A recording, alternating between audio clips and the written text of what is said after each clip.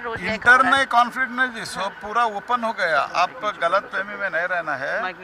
पूरा ओपन में झगड़ा कर रहे हैं। एमएलए किसके साथ जाना है वो भी कंफ्यूजन में है। कुछ लोग तो गुटबाजी कर रहे हैं और इसके कारण पूरा एडमिनिस्ट्रेशन कोलैप्स हो गया है।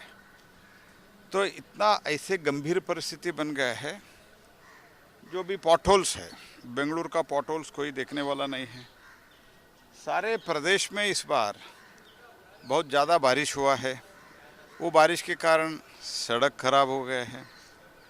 मैं आपको दावे के साथ कह रहा हूँ, कई प्रदेश का कई अस्पताल में, सरकारी अस्पताल में मेडिसिन्स नहीं है, देखने वाला नहीं है।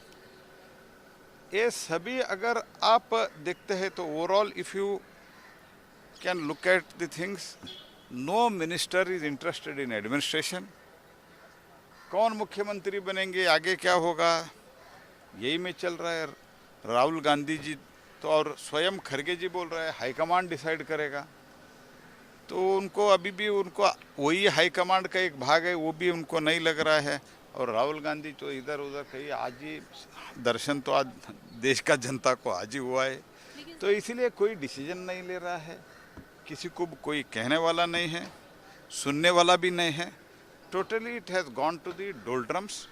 Administration has totally collapsed.